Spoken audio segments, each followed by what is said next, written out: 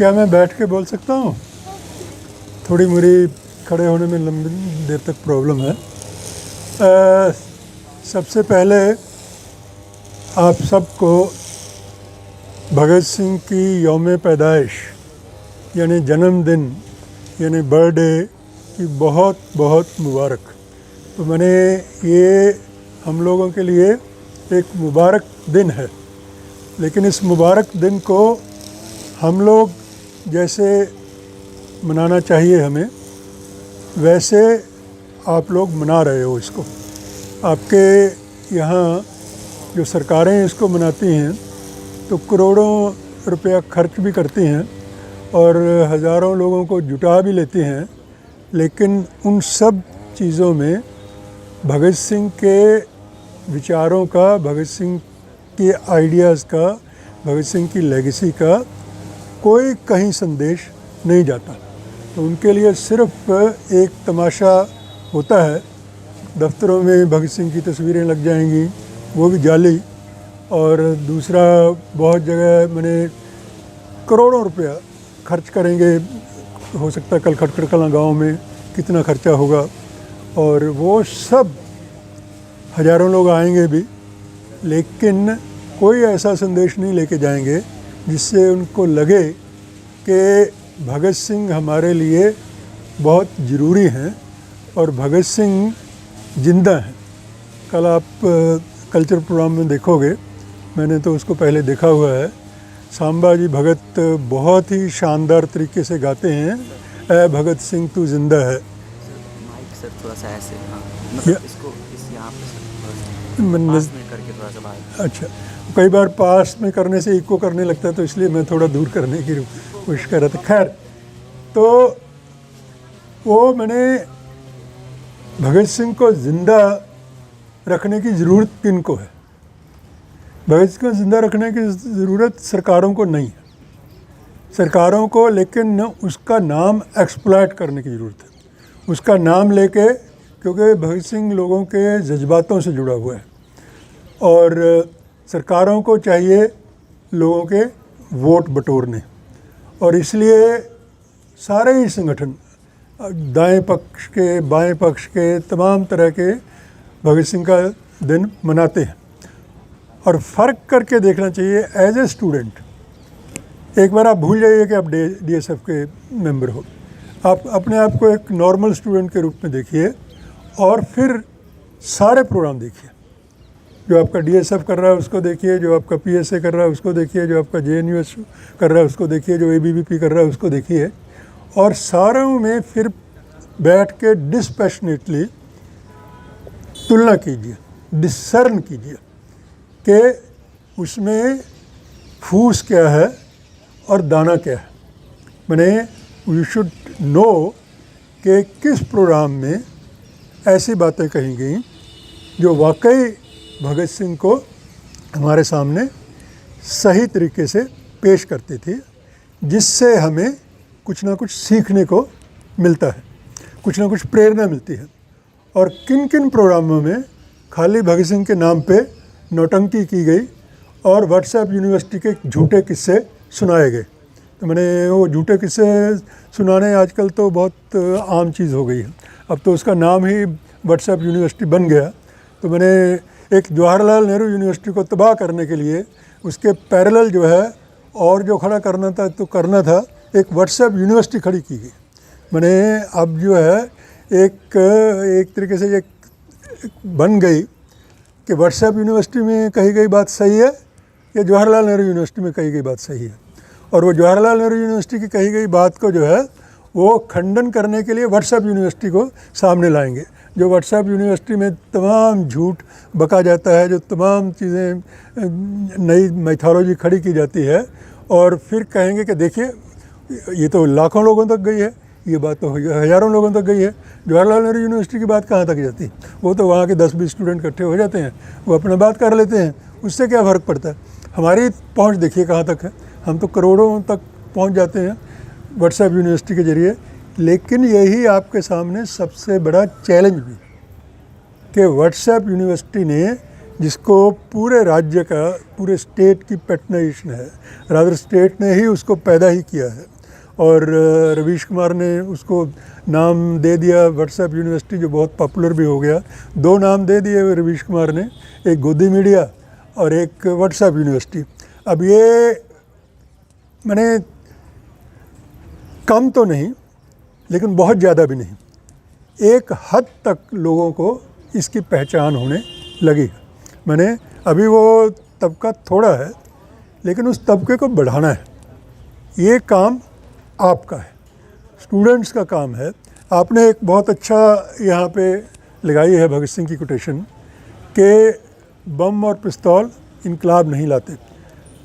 बम और पिस्तौल इनकलाब नहीं लाते भी ठीक है, लेकिन बम और पिस्तौल के बिना कई बार इनकलाब पूरा भी नहीं होता, कई बार उसकी ज़रूरत भी होती है। लेकिन बम और पिस्तौल पहली ज़रूरत नहीं है। बम और पिस्तौल के बिना भी अगर काम चल जाए तो भगत सिंह उसके हक में है। जैसे कार्ल मार्क्स कहते हैं, कार्ल मार्क्स भी जो है इस बात के हक में हैं कि हमको ये नहीं चाहते कि वायलेंट रेवोल्यूशन हो। अगर क्लासेस अपना, जो एक्सप्लॉइटिंग क्लासेस हैं, जो शोषक क्लासें हैं, पूंजीपति हैं, कैपिटलिस्ट हैं, फ्यूडल्स हैं, जागीरदार हैं, अगर वो अपने जो कहना चाहिए कि दौलत और अपनी जायदाद ज़मीन किसानों और मज़दूरों के हवाले कर दें आराम से, शांति से, तो फिर हमें फ़ौज की या हिंसा की कोई ज़रूरत नहीं है। ये मार्क्स की भी पोजीशन है और भगत सिंह की भी यही पोजीशन है कि ये ज़रूरी नहीं है कि इनकलाब के लिए हमेशा वायलेंस ही ज़रूरी हो, हमेशा उसके लिए बम और पिस्तौल की ज़रूरत हो। ये चीज़ें उन्होंने अपने राजनीतिक जीवन के अनुभवों से सीखी। They learned it from their own political practice and political experiences. वो उनका जो बहुत मशहूर लेख है, जो आप लोगों ने पढ़ भी रखा होगा। आजकल मुझे अच्छी बात ये लगी कि आपके जब इंट्रोड्यूस भी कर रहे थे, तो मुझे कहना चाहिए कि ऐसा लगता है कि जैसे हम लोगों ने जो थोड़ा बहुत काम किया पिछले 25-30 सालों में, अब उसका असर दिखने लगा है। मैंने अब खाली भगत सिंह जिंदाबाद या इनकलाब जिंदाबाद करके ही बात ख़त्म नहीं हो जाती, वो बाकायदा उसकी राइटिंग से जिक्र किया जाता है। अब आपने विद्यार्थी और राजनीति का जिक्र किया लेख का, तो बिल्कुल यही हम चाहते थे कि भगत सिंह की जो असल रूप है, the real Bhagat Singh, that should be percolated to the people. और उसके लिए सबसे पहले जो टारगेट है, कहना चाहिए कि भगत सिंह सबसे पहले किसके साथ पहुंचेगा, तो सबसे पहले वो स्टूडेंट्स। तो स्टूडेंट्स और youth are the first ones to imbibe Bhagat Singh.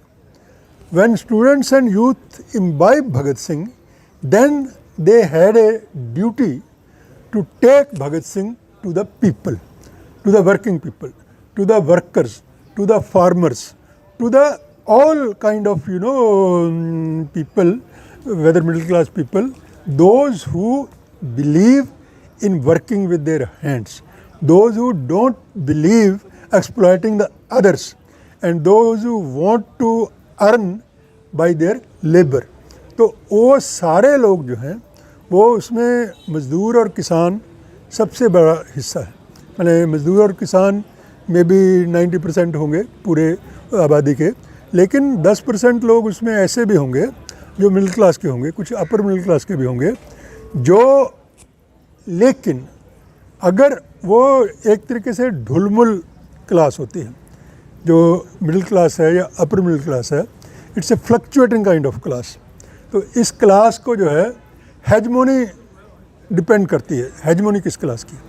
If there is hegemony of exploiting classes, तो वो उस तरफ बहने लगते हैं। आप सोचिए कि पिछले 10 साल में जो मोदित्व आया, इस मोदित्व में कितनी मिडिल क्लास जिनका नाम सुन के आप चौंक जाते हो कि ये भी, मैंने यू समटाइम गेट शॉक्ड कि ये आदमी तो बड़े लिबरल थे, ये आदमी तो बड़े प्रोग्रेसिव थे, आजकल जो है मोदित्वा के समर्थक हुए हुए हैं। तो बिकॉज द हेजमनी जो कॉन्सेप्ट ग्रामशी ने दिया है, which students you know much better, that hegemony is always of the ruling classes. तो रूलिंग क्लासेस की हेजमनी आइडियाज़ के क्षेत्र में होती है.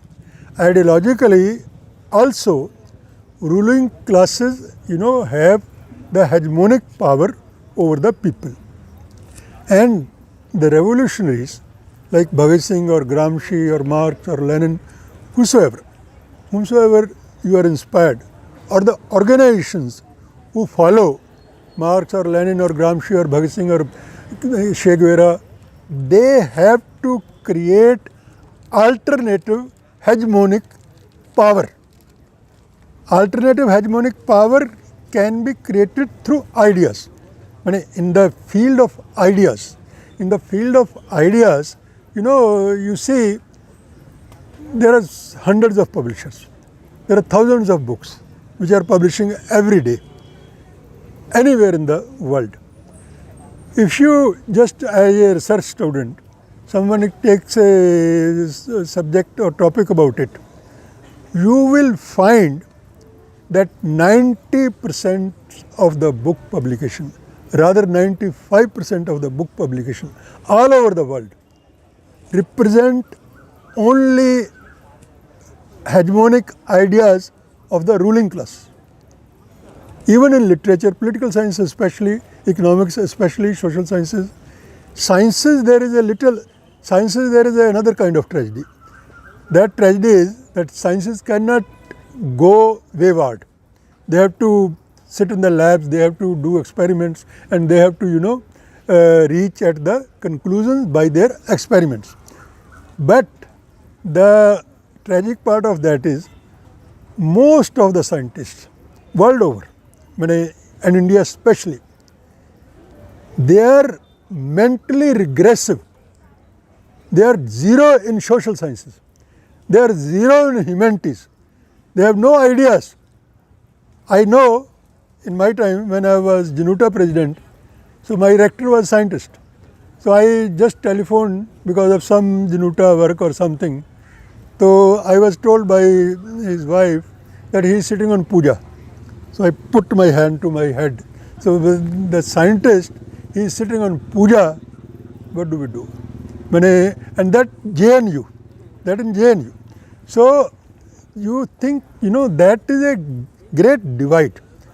Scientists who are supposed to be most advanced in their thinking, because they cannot go beyond scientific discoveries or scientific experimentations, and they cannot believe, in the myths or anything. But then one part of their brain is completely dark. That is, they are having family kind of traditions coming from a Brahminical family or whatever. They have not enlightened, they have not put the light of science on their other part of the brain. So their one part of the brain lives in the past, lives in the religion, in the all kinds of things which are totally unscientific, and they might still be creating very good scientific work also. That is also a kind of tragic part. They, in the field of science, if they are a good, brilliant kind of people, they might bring out good discoveries in their own area of science. But then the other part of their brain, so that also is because of the social system. The social system, the ruling party's hegemonic ideas, that keeps them in darkness. Because it's not a system which is completely rational. If the system, social system, political system, if the system is completely rational system, that would mean based on science and based on all, that would mean it will not, put science separately from the society. So a scientist has to be social scientist also. A social scientist has to be a bit of scientific attitude also. And a literature, sahityakar, lekhak, kavi, he or she also have to be, open mind for science and for social science. So the holistic kind of personalities are created when the social system is rational. Now, how it becomes rational? If we come to Bhagat Singh. Now, Bhagat Singh was born in a Sikh family, and interestingly, his grandfather was a Sikh as well as Arya Samajist. Now, Arya Samajist and Sikhs, they have a conflicting relations in religion-wise. There have been even riots between Arya Samajis and Sikhs in Amritsar and many times.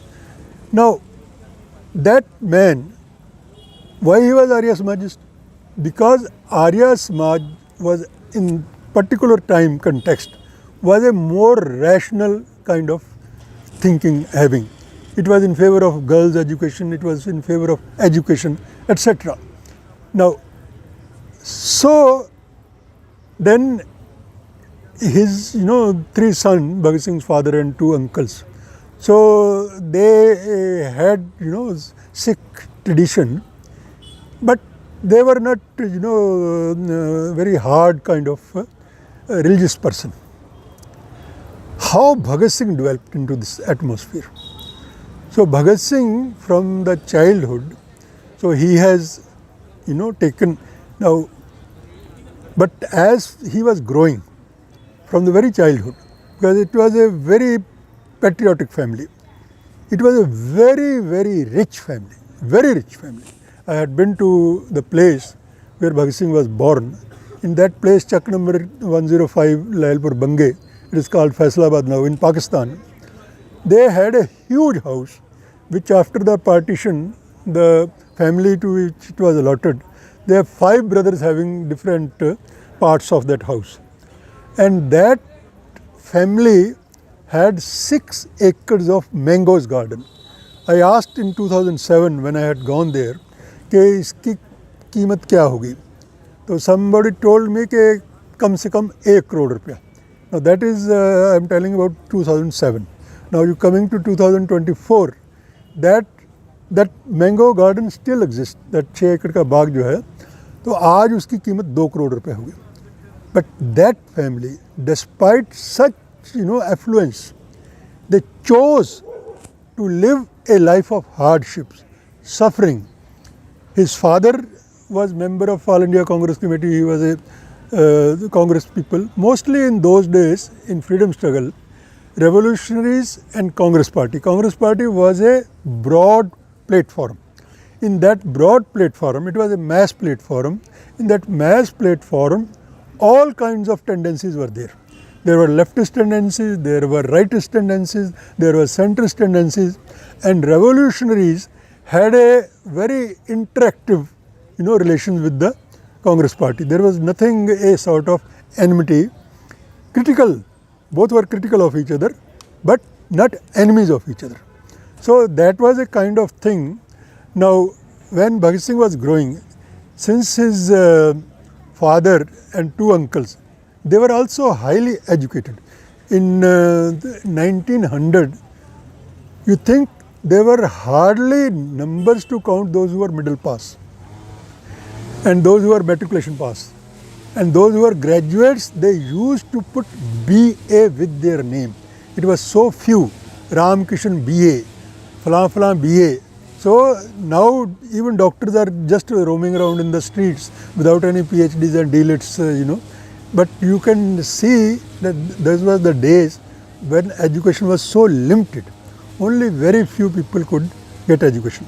So Bhagat Singh's father and uncles, they all were matriculates, and his uncle Ajit Singh, he was law graduate from Bareilly College, and his name I have seen in the merit list there.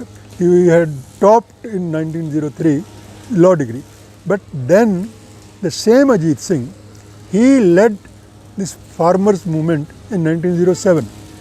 That farmers movement, it was against same kind of 3 black laws which came up in 2020. So same kind of black laws which were brought in the present establishment, same kind of black laws were brought in 1907. Now Lala Lajpat Rai and Ajit Singh, they led the movement. Practically, actually, Ajit Singh has led the movement, and they were also, but not a single person died by police shooting in that whole farmers movement. Compare with this 21 farmers movement, or 20 farmers movement, 700 farmers lost their lives, many through shootings by the police. The repression, if you compare the 1907 colonial oppression of the farmers, and if you compare the 2021, the present dispensation's oppression of the farmers, you will find that colonial oppression was less brutal. And the present dispensation oppression of the farmers, of all people, farmers were able to win. Farmers were able to win. But to win, in 1907, farmers won their agitation within 6 months. Within 6 months, British colonialism withdrew all these 3 black laws. And Ajit Singh, who was put in jail in Burma, and within 6 months under rule something, he returned. Lala Lajpat Rai also returned. But Ajit Singh was target of the British colonialism. If he has been around, he could have been put in jail or some other oppression. So he, left the country when Bhagat Singh was just 2 years old. And he lived, in exile for 38 years. In 1909, he exiled. He lived in Argentina, Brazil, Italy, anywhere, so many countries of the world. He lived in exile. And he was in touch with Bhagat Singh also. There were some letters written by him, but those letters are not found yet. So he returned to India only in March 47 at the invitation of Pandit Jawaharlal Nehru, who was taken as an interim Prime Minister at that time. And he died on the very morning of 15th August 47 in Dalhousie, because he was very gravely sick. He has tuberculosis. His younger uncle, Bhagat Singh's younger uncle, Swaran Singh, he got tuberculosis in jail, and he got at the age of Bhagat Singh. At the age of 23, he died of tuberculosis, Swaran Singh. His widow was living. Ajit Singh's wife, who lived in India, she lived like a widow, because the man was away for 38 years. So on 15th August at 3:30 in the morning, after listening to Trust with Destiny speech of Nehru, he passed away. His memorial is built in Dalhousie. You sometime go to, hills, so go and see that memorial. So Bhagat Singh was brought up, shaped himself in those activities. At home, there used to be lot many, journals coming. Urdu was main. Punjabi was not main language at that time. Urdu, English, these kind of journals were coming. So Bhagat Singh started reading those journals in a very young age, 5-6 years age, 7 years age, when he became literate. So he became, so that's how when this Jallianwala Bagh occurred in 1919, 13th April 1919, Bhagat Singh was just 12-year-old at that time. And, he was in Lahore. Amritsar and Lahore are just like DU and JNU. That much difference in the, distance. So the train service was there, and countries were not so much crowded countries. So the next day he had gone to, Jallianwala Bagh and brought the blood-filled sand in a bottle. And that bottle he kept at home, and that bottle is still preserved in the Khatkar Museum, Bhagat Singh Birthplace Museum. So you see, at the age of 12, he has such a shock that how British colonialism is so brutal. And by the time, Gadar party started their revolution, Gadar party was formed in USA. It was formed in 1913 and they decided to do Gadar. They put the Gadar name because they wanted to honor 1857 First War of Independence, which British used to defame by saying it that it's a Gadar. Now Gadar has a double meaning. Gadar has a meaning like in villages, some bad person or some gunda type person, so they will say क्या गदर मचा रखा है, ये गदर मचाता रहता है हर समय. So Britishers used to call it Gadar. So then they named their party as Gadar to give honor to that 1857 First War of Independence. Yes, if that was Gadar, so we are Gadar party. So that Gadar party, they had created, they declared openly, they were innocent people. They were all mostly in America. They came in ships back to India and they were all arrested and Gadar got failed, that was bound to fail. But its hero, Gadar party hero, was Kartar Singh Sarabha. So Kartar Singh Sarabha was just less than 20 years old when he was hanged. So Kartar Singh Sarabha used to come over to their house and Bhagat Singh used to see him at the age of 7 years. So he became Bhagat Singh's ideal.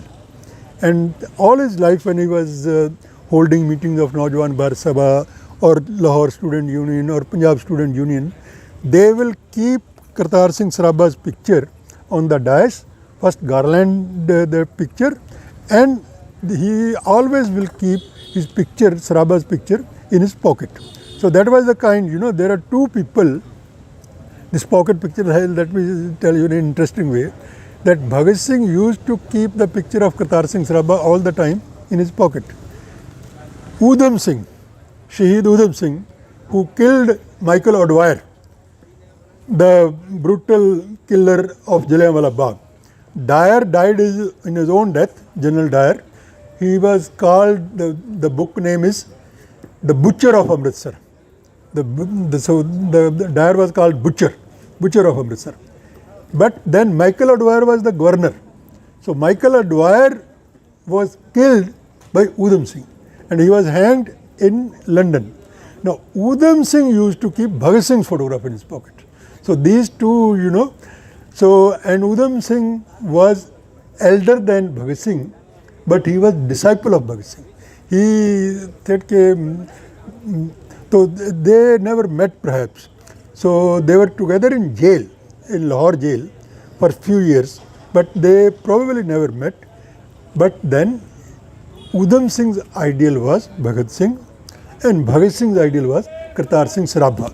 So how the revolutionary tradition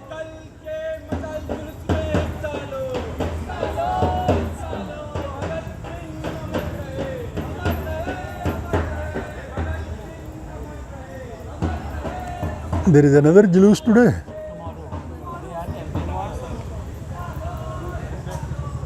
Let them pass. So,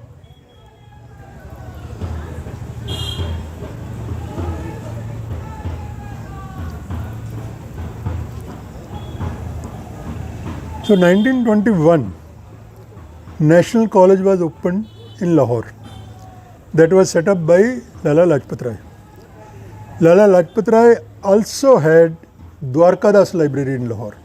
Dwarkadas Library he set up in 1920. National College he set up in 1921. Now National College actually it is more popular as National College. But it was school, college and university all three in one. Lala Lajpat Rai was the chancellor of that university. Bhai Parmanand was the vice chancellor of that university, and Acharya Jugal Kishore was the founder principal, and Principal Shabil Das was the second principal. So that national college survived only for 5 years, 1921 to 1926, only 5 years. But in those days, these were at the call of Mahatma Gandhi. Mahatma Gandhi in his 1921 Satyagraha, the National Satyagraha, he gave a call to boycott colonial education system and built alternative national education system. So Kashi Vidyapit was stopped with, and Gandhi Vidyapit in Ahmedabad was set up. Kashi Vidyapit and this Gujarat Vidyapit, they still exist. But this National College Lahore, it survived only 5 years. But Dwarka Das Library and National College has a major role, rather crucial role in shaping Bhagat Singh. If you ask, the way JNU shapes youth, the same way Dwarka Das Library and National College has shaped Bhagat Singh. JNU doesn't produce all Bhagat Singhs. JNU produce very progressive youth. Some of them become a great role also. So National College has not produced all Bhagat Singhs, but National College did produce Bhagat Singh. So that way I put JNU always in the tradition of National College. So, and I wish that JNU student also put JNU in the tradition of National College.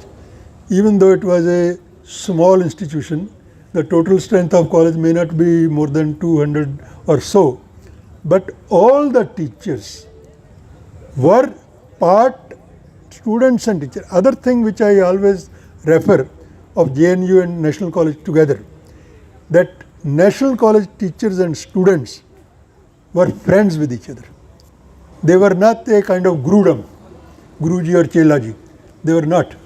Principal Shbil Das, their principal, he was part of Naujawan Bharat Sabha also when it was set up primarily in 1924. Later on, it's generally history of Naujawan Bharat Sabha. Comrade Ramchand has written, who was part of Naujawan Bharat Sabha. So he traces its history to 1924 when Principal Shbil Das also became part of it. But generally its history is counted from 1926 onwards. So yes, these people, they discuss everything. They would talk to each other all the time, and I can actually narrate you many things. Giriraj Kishore, one of the great Hindi writers who has died now, Acharya Jugal Kishore was his mama, Saga mama, who was first principal. Later on he became minister in UP also, Acharya Jugal Kishore. After 2 years he has left. Then Giriraj Kishore once wrote an article in Jansatta that how Acharya Jugal Kishore principal used to, protect their students. That as emergency, our own JNU rectors, Munis Raja, he has been protecting all of these people, DP Tripathi like people, Sita Jayatri like people, in their own home. Outward, they were looking different. Inward, they were, differently. So, police raided college, and then Acharya Jugal Kishore, he went to rooms of students and just kept those things away which could have, put the students on trouble. So that's how the good teachers and good, this kind of, and freedom struggle, that was a kind of, beauty of that freedom struggle. So anyway, in 1923, one more thing I will actually, as student, you should tell students those things which Bhagat Singh spent his life as student. That is very important. Very few students, some of you know, that Bhagat Singh was not matriculate. He did his primary education in his village school, government primary school, and he has his medium of instruction Urdu. So his first language in the school was Urdu. But then after primary, he has joined DAV school Lahore. So DAV school Lahore, he had his 9th class up to in DAV school. Now, At the time when he passed 9th class, there was a call from Mahatma Gandhi to boycott the British education system. Now National College opened. How to admit in National College Bhagat Singh? He was just 9th pass. The earlier system of education was 10 plus 2 plus 2. 10 was matriculation. 2-year away was Faculty of Arts and Faculty of Science, FA, FSc. Then further 2 years were Bachelor of Arts, Bachelor of Science, BA, BSc. Now Bhagat Singh was just 9th pass. He has not passed matriculation, so he cannot be admitted into FA course. So National College gave a special provision for him. They told that we will have a test of you given 2-3 months to prepare. If you clear that test, we will directly admit you to the FA, Faculty of Arts. Now then Bhagat Singh cleared that test and then he was directly admitted into FA course. Here his degrees are not available, but from memoirs of the teachers and his comrades, Bhagat Singh has passed FA. He has cleared FA examination. He was in the first year of BA when he became underground, or say became revolutionary. Now after in Kanpur, the family tried to marry him, so he ran away. He went to Kanpur. You can put some strong days somewhere. So in Kanpur, Jayachandra Vidyalankar, he was his history teacher in college. And Jayachandra Vidyalankar's Chindranath Sanyal, whose book is classic, Bandi Jeevan. It's a classic book. I think everyone should read that book also. Now Chindranath Sanyal also used to come to Jayachandra Vidyalankar. So Jayachandra Vidyalankar gave him some letter for Kanpur people. So in Kanpur, he went to Ganesh Shankar Vidyarthi. He was Congress leader and he used to bring out a daily paper, Pratap, in Hindi. So Ganesh Shankar Vidyarthi invited him to work in Pratap. So he started working as a sort of journalist. And in that journal, he used to, kind of write. Bhagat Singh's writings are not, a sort of just after his life. During his own lifetime, he has lot of writings. His essay, Yuvak, and his essay, Vish Prem, these were published in 1924 and 1925 in Matwala, which was brought out by, I don't remember his name now, from Calcutta. And in 1926 in Pratap, Holi ke din rakh ke chinte, that march, on 26th March was the Holi day. The Holi comes in March, month of March. On that very day, 6 Babbar Akalis were hanged by the Britishers. So in their memory, he wrote that essay in Hindi, Holi ke din rakh ke chinte. So let me sometime clear you, sometime you also get these kind of questions and you can today, have you read Hindu paper? Today's Hindu you must read. Today's Hindu, there is a very good full page article on Bhagat Singh's, on his writings, mostly on his writings. Now, most of the rightist people or Savarkarites always quote, and which is a fact, you cannot counter them on that ground, कि ये वो झूठ बोल रहे हैं. There is an essay, Vish Prem, in which he has praised Savarkar. But they don't tell you that along with Savarkar, how many other people he has named.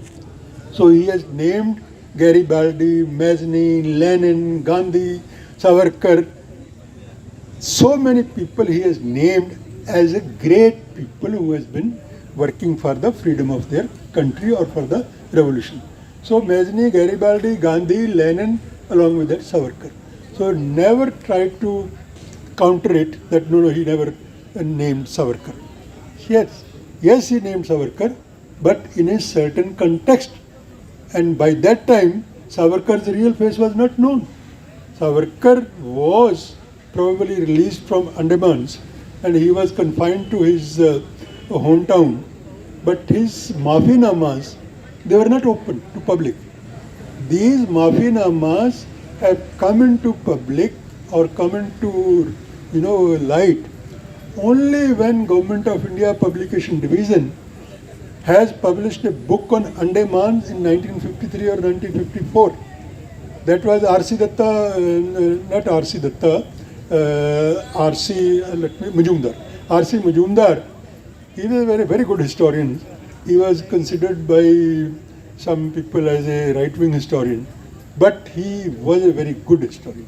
Whether you call him right-wing or left-wing or no-wing, he has brought all the Mafinamas of Savarkar in that book. I am forgetting its title, but you can find out. That book has been published by the Publication Division of Government of India in 1953-54. It's in the public domain since 1953-54. Why it's coming now?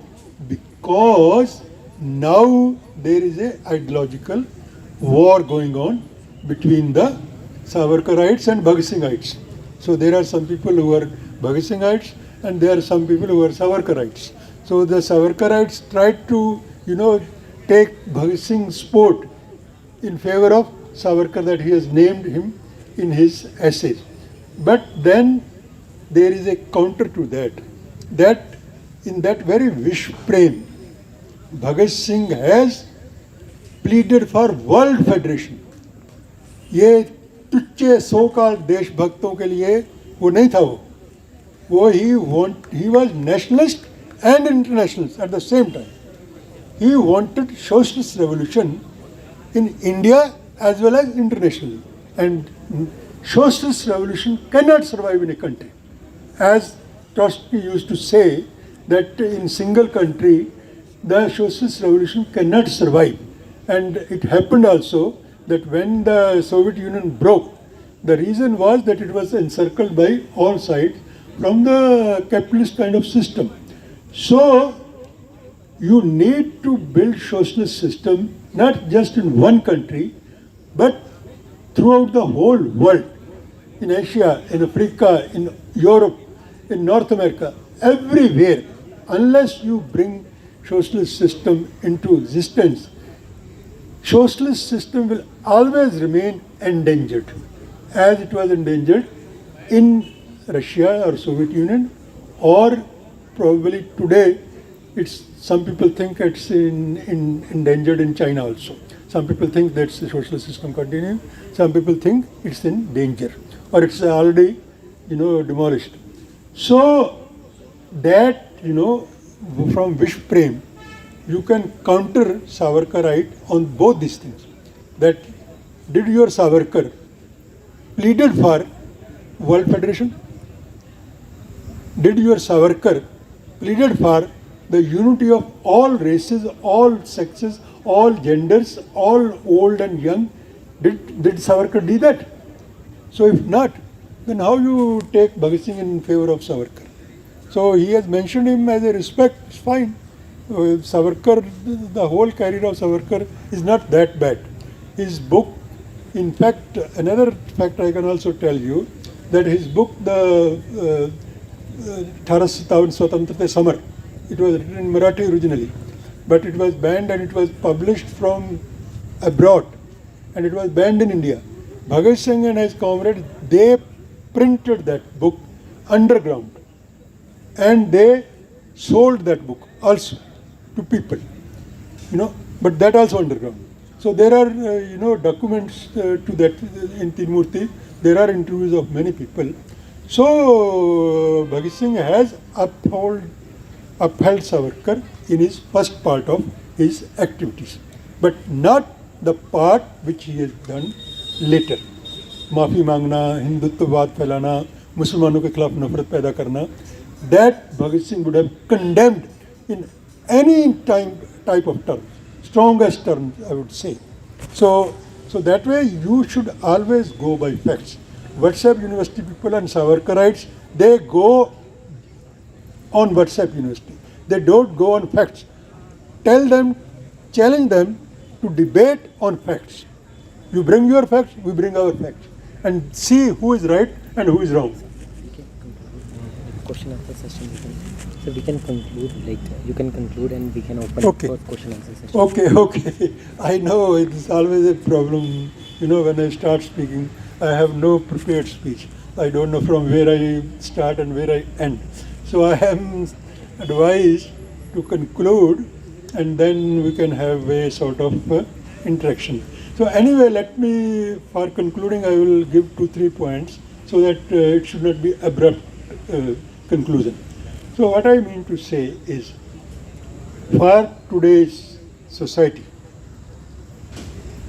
Bhagat Singh is most important. The sad part of it is that our leftists are not owning Bhagat Singh. They own Ambedkar more and Bhagat Singh less.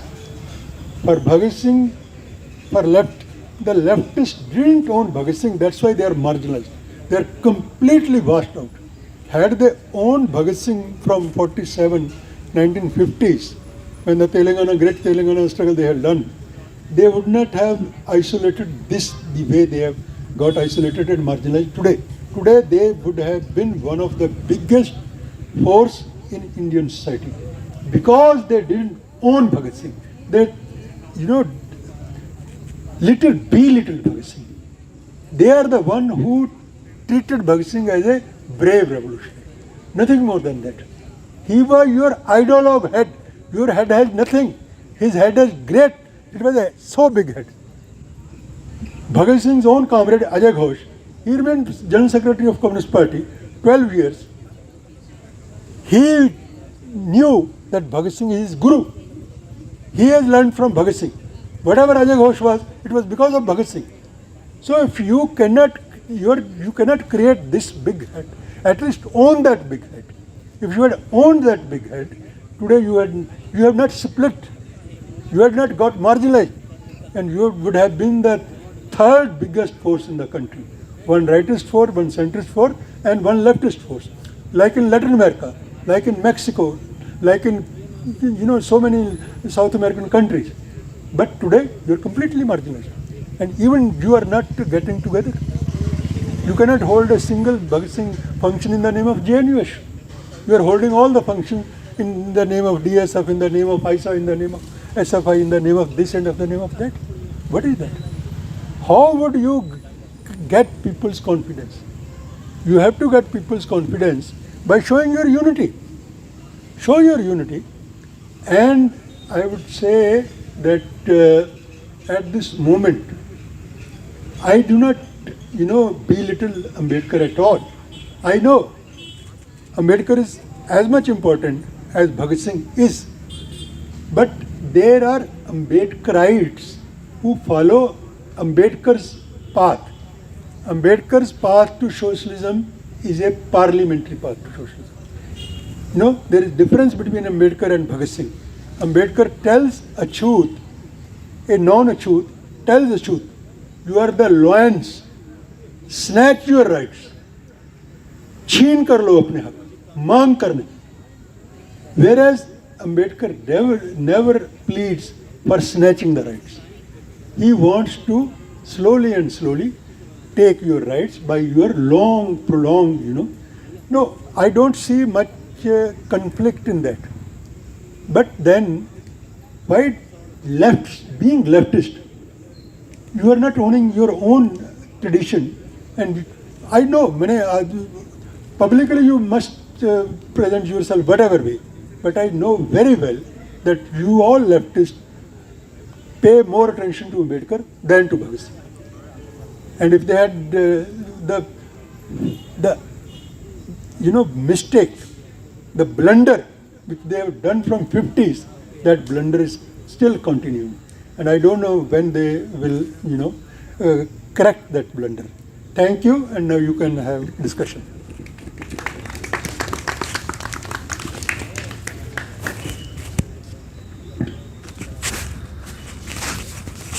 हम जो floor है वो questions के लिए open कर रहे हैं, तो आप लोगों को कोई भी क्वेश्चंस हो तो पूछ सकते हैं।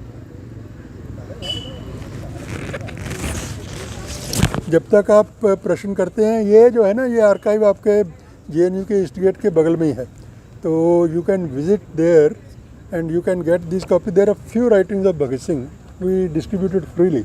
I have brought some copies today, but you can go there, pick up copies also, and consult the archive also.